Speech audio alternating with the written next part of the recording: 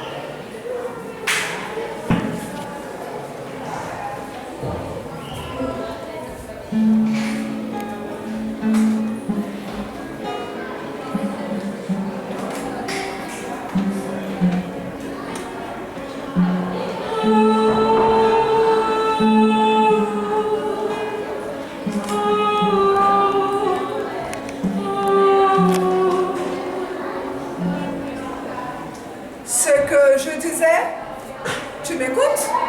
Dans le film, tu as les gentils d'un côté et les vilains de l'autre. Avant même la fin, tu sais que les gentils, ils vont gagner. Et les vilains, ils seront prisonniers.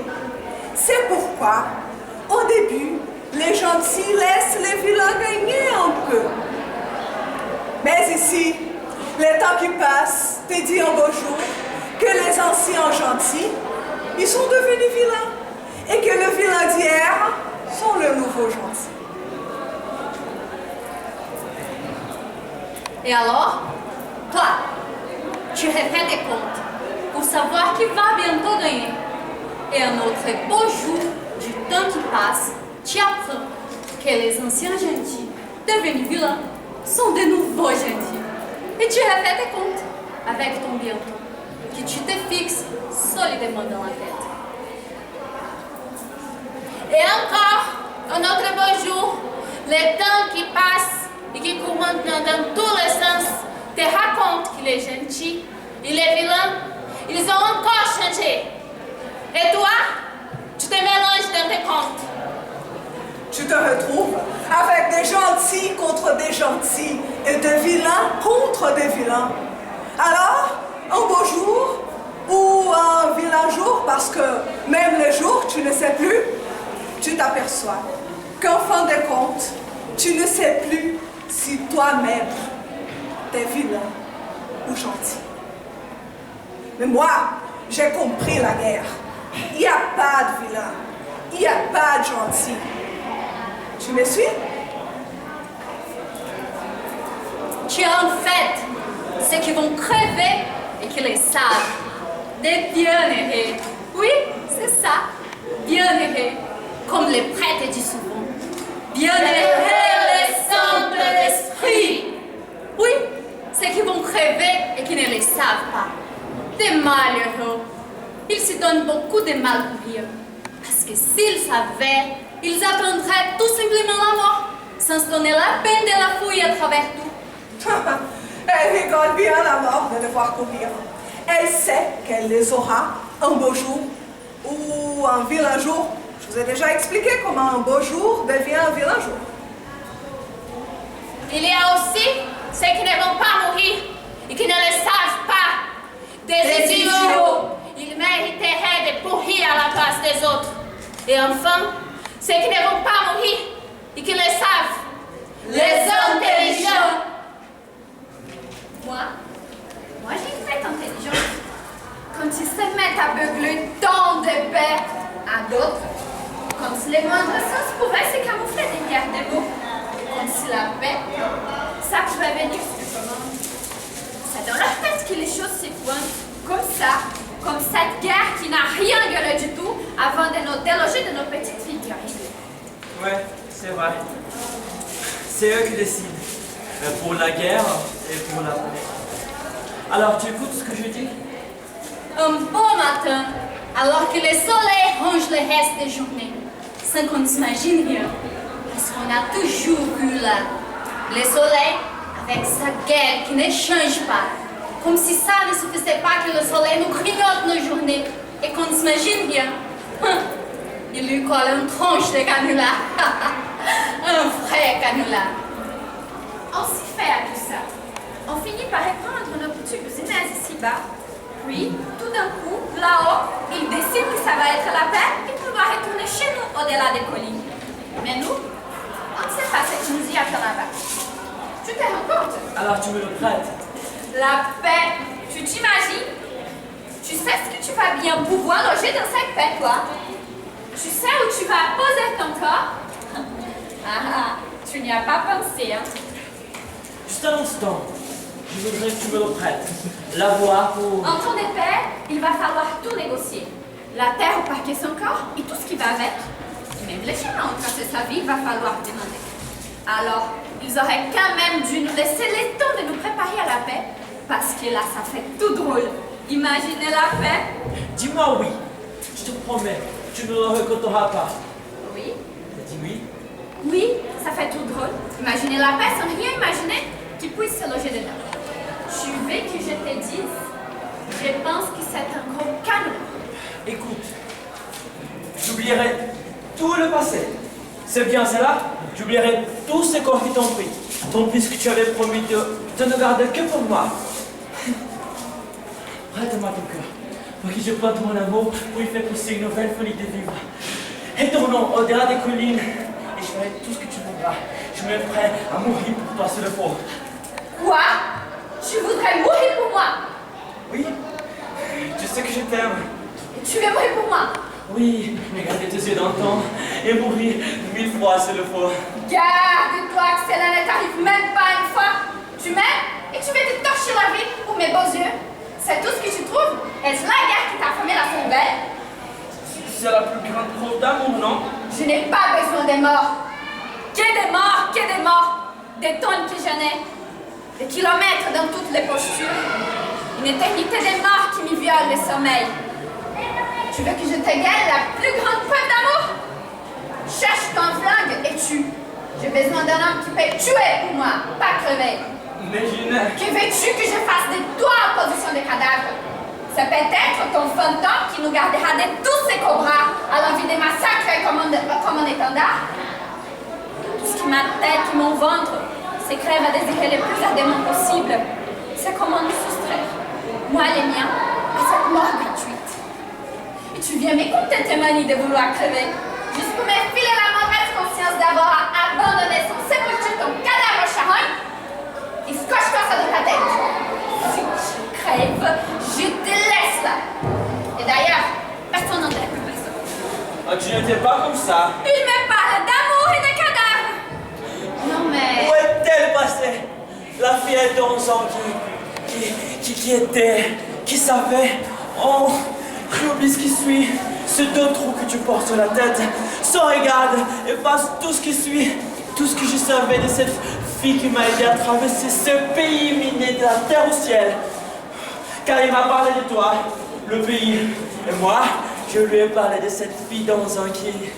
Oh, retournons maintenant que la guerre a fini. Non, une guerre, ça ne se finit pas sur un coup de sifflet. Et non, nous n'irons nulle part. Et puis, arrête de me regarder avec tes yeux éparpillés d'éternité d'incompréhension. C'est ce qu'il y a à comprendre. Si la guerre n'est pas finie, je vais m'engager. Toi, je ne t'ai pas causé. C'est tout de même pas. Je suis l'aînée, non? Moi aussi, l'aîné. Ah, quand c'est arrivé ce qui est arrivé, qui a secoué la torpeur qui nous engluait à la portée et faisait des trous dans les corps? Qui est-ce qui s'est livré corps et corps en corps pour nous tisser de cette énorme face des morts? Bats-toi, mais... Alors, ça me donne le droit à vie de dire non à ta mascarade de vouloir jouer à la mort. Ah non, pas toute notre vie. C'est vrai, pas toute notre vie. Aujourd'hui, il est dit, pas toute notre vie. Mais sans moi, ces jours-là où c'est arrivé, il n'aurait pas l'occasion de dire quoi que ce soit.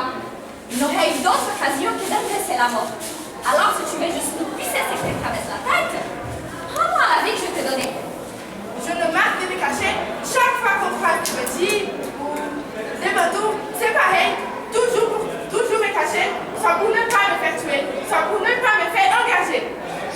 marcher. Moi aussi. Où en étais-je? Oui, je disais. Arrête de me regarder avec tes yeux barbouillés de technique en enfance. Vite, vite! Vite, vite! Ils de tous les côtés. Ils vont nous...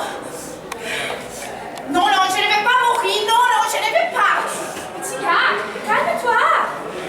Allez, inspire-toi. Allez, expire. Lâche-toi. Tourne la tête d'un côté, puis de l'autre. Non, les copains, ils vont nous tuer tous. Là, tu te calmes. De quel côté ils arrivent? Là. Mais où il est ton là? Vite.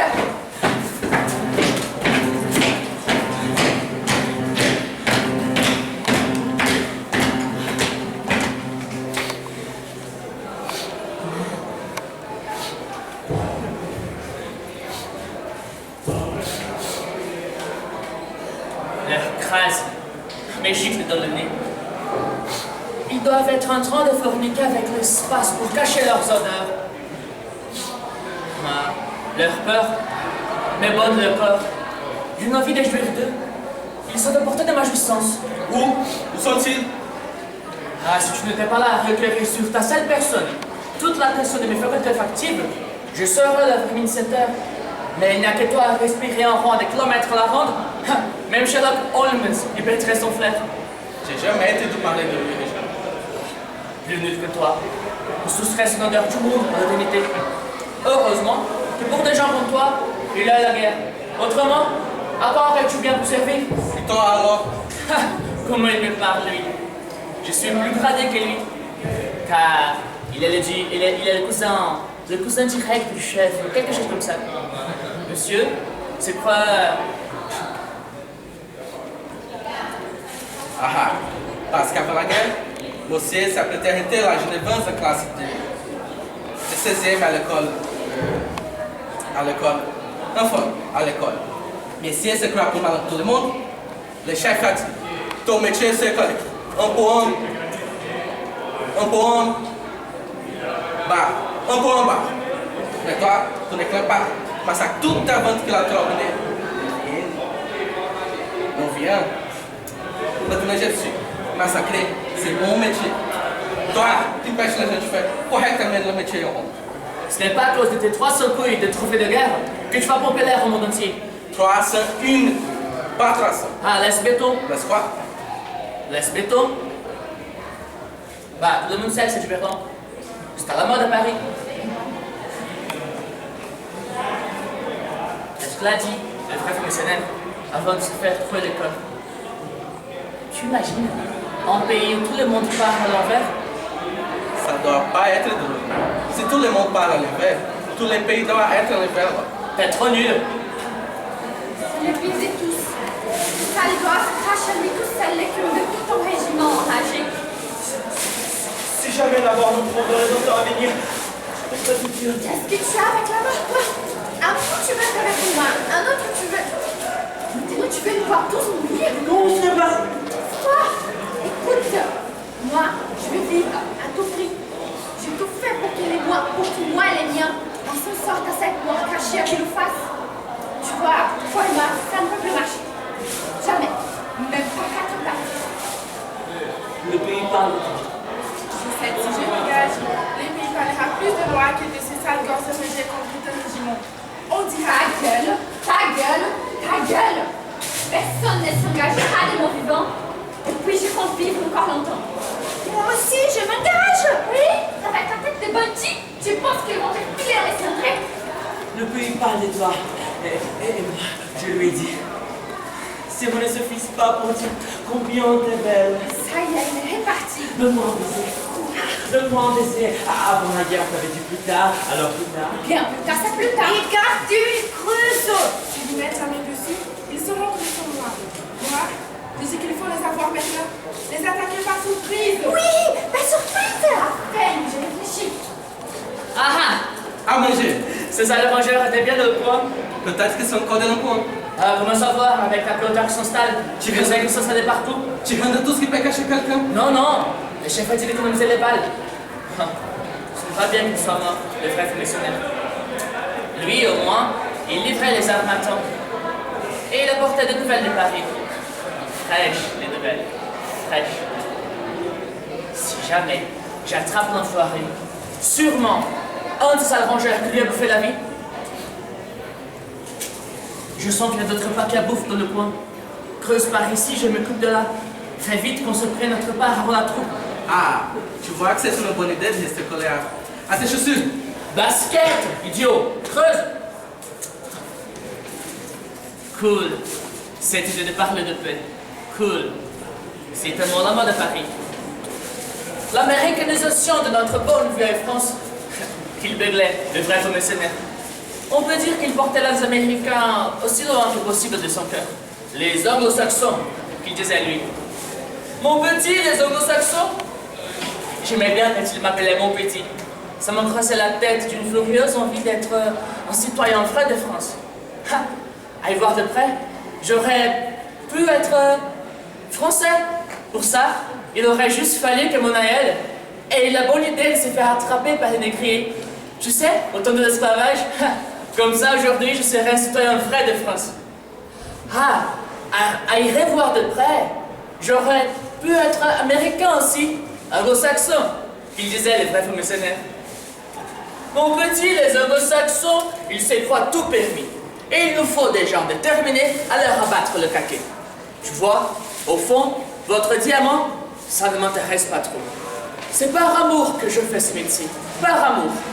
Et pour montrer à ces Yankees qu'ils ne peuvent pas venir foutre la pagaille sur un continent que nous avons mis du temps à civiliser. Et tu as appris tout ça par cœur. Ah, pas besoin. Tu vois, cette boule, c'est mieux qu'un Mac Pro i7. Ah, je l'ai lu dans le magazine du frère commissionnaire. Un Mac Pro i7. Tu vois, ma tête, c'est la toute dernière génération des têtes à réfléchir à grande vitesse. Sûr que s'il n'y avait pas eu la guerre, j'aurais fini fonctionnaire international. Ou un truc du genre. Même lui, il disait ça, le frère commissionnaire. Il n'a pas à dire. C'est trop cool cette idée de parler de paix. Pourquoi on parle de paix alors qu'il y a toujours des rats massacrés? Il y a envie d'omnivore que tu bouffes tout dans la cervelle, quoi. La paix, c'est du bluff. Il m'a tout expliqué, le vrai commissionnaire. Le grand patron, il signe un accord de paix avec ces maudits rebelles. Par la suite, pour faire respecter la paix, une force d'interposition s'installe. Les sales rongeurs retournent dans leur région, et c'est là que tout devient vachement intéressant. Car le problème actuellement, c'est que les rats sont dispersés et qu'il n'y a pas moyen de les massacrer tranquillement. Mais une fois qu'ils se seront regroupés, opération dératisation. Et nous avons des éléments dans la force d'interposition pour couvrir tout ça et déloger les bouches-paroles de leur curiosité malsaine. Une peste volante journaliste. Il n'est pas génial, ce plan? Ah! Merde, la série, nos rapaces vont tout nous prendre. On va mourir défendre. Et personne ne me parle plus de la mort. Il faut faire quelque chose. Oui, faire quelque chose. Attends, je réfléchis. S'il faut les arrêter, c'est maintenant. Toi, tu ne bouges pas. Arrête! Arrête! De toute façon, tu ne parles pas français. Qui va là? Mon cobra. Un cobra? Dans cet attirail? Et tu entends une plongée de bandits? Je me suis camouflé dans un groupe de ces sales rongeurs pour les éliminer. Malheureusement, ils ont fini par me démasquer et ces vaches ont pris fuite. J'ai juste réussi à couper les bouffes. Ils ont creusé 4 trous. Il y a encore un là. Creuse? Tu as intérêt à ne pas me prendre pour un con? Dis-moi, ai-je une tête dont on a envie de se foutre? Hein? Non! Bien, car en dehors de ce sale rat, il n'y a rien de plus germain qu'un bon toit belle de traite. Tu es de quel régiment?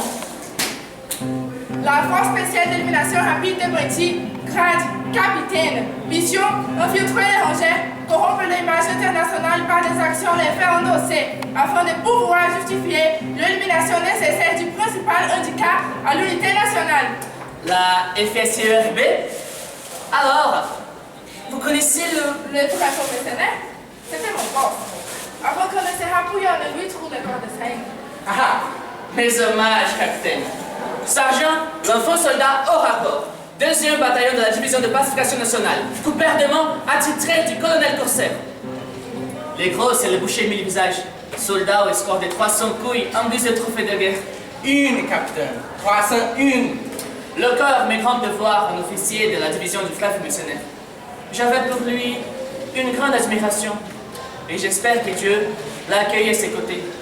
Lui qui était si respectueux des choses du ciel. Si j'attrape un plongeur qui lui a coupé la tête. Capitaine, si vous permettez, je crois qu'il va falloir retrouver le reste de la troupe.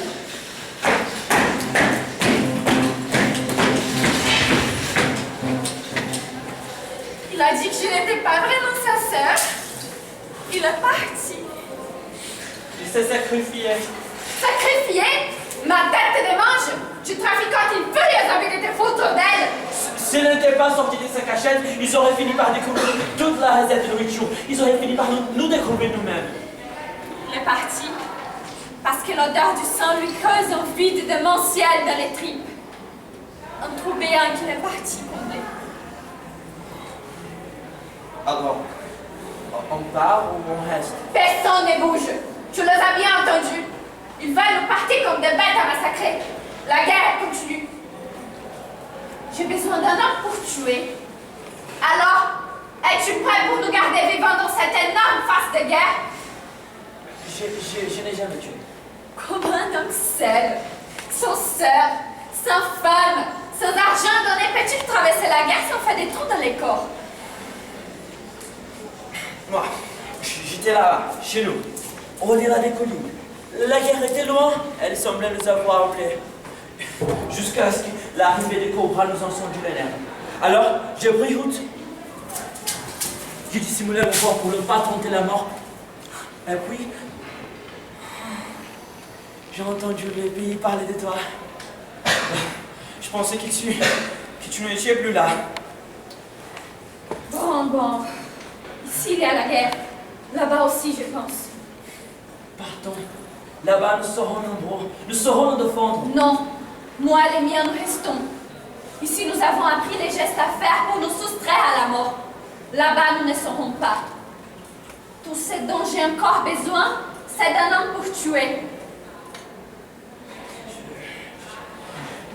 Je ne sais pas tuer. Kobobo, tu apprendras. On apprend vite lorsque les cobras collent à la poussière de vos pas. Je ne saurais pas. Tu peux tuer pour moi les miens? Oui ou merde? Oui ou merde? Oui ou merde? Merde! Alors tirez-moi d'ici! Toi et tes amis de vouloir crever! Va expirer ailleurs! Qu'est-ce que tu attends? Je ne vais plus sentir ton odeur de faiseur dans sa culotte. C'est l'odeur du sang qui l'appelle, qui aboie sous ses oreilles. Il n'aurait pas dû. Non. Quand ça arrive une fois, on ne peut plus s'arrêter. Je le sais. Tu ne veux plus m'épargner? Pourquoi tu fais la tête?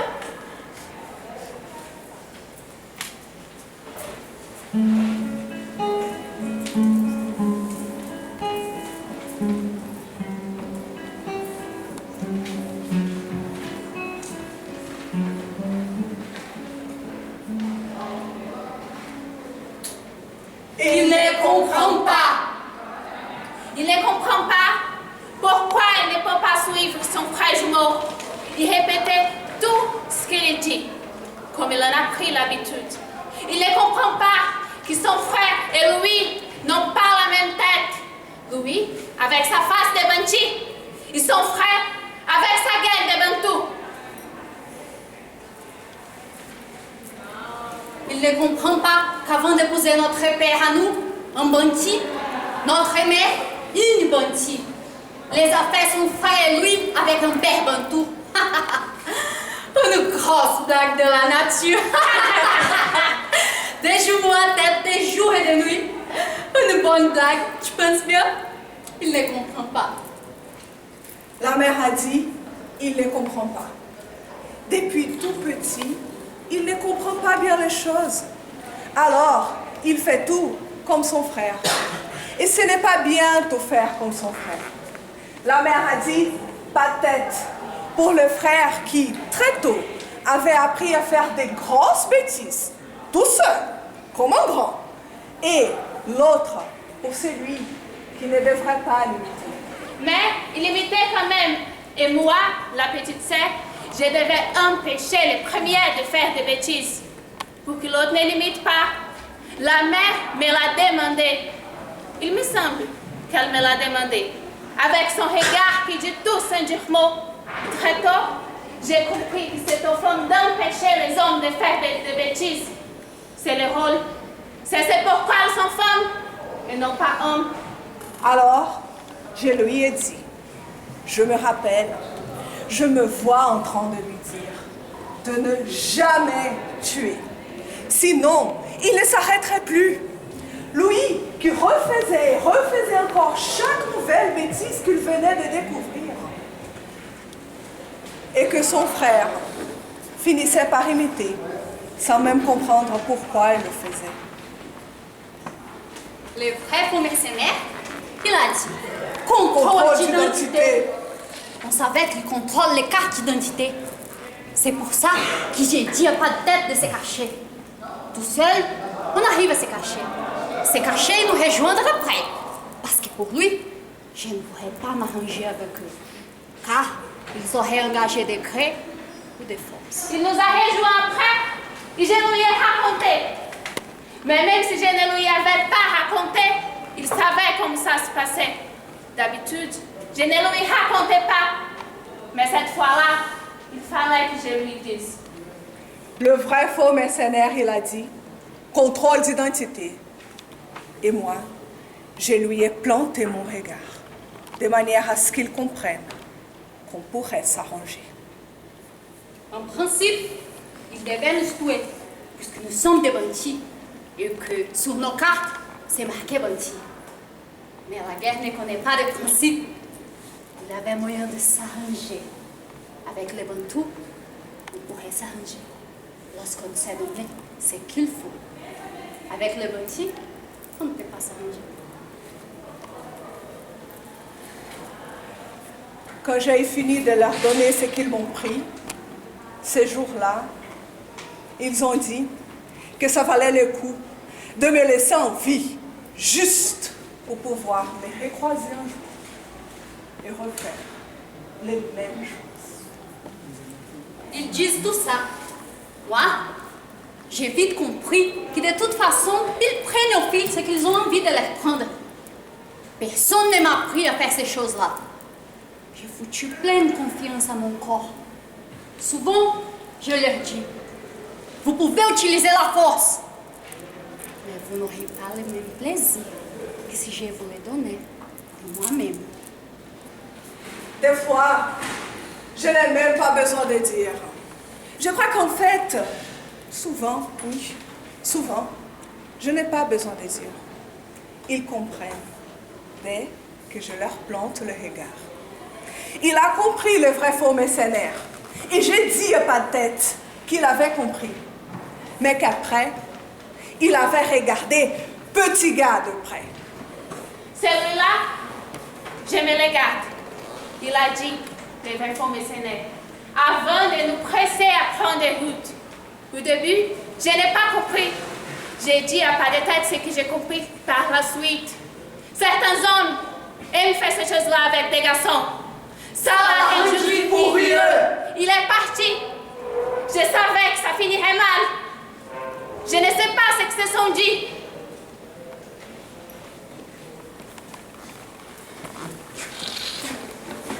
Non, vous ne pouvez pas faire ça. Je donne une chance à ces gosses. Il est évident qu'ils ne s'en sortiront pas. Ils finiront bien par tomber sur une coupe moins clémente. Alors, confiez-moi enfin. Et vous lui enseignerez le navarre de la médecine. Ne soyez pas bête. Vous n'arrivez pas à vous protéger vous-même. Vous confiez les gosses, c'est l'envoyer à la mort. C'est une honte pour notre pays. J'ai fait mon boulot. J'étais comme vous, avec des idées dans la tête.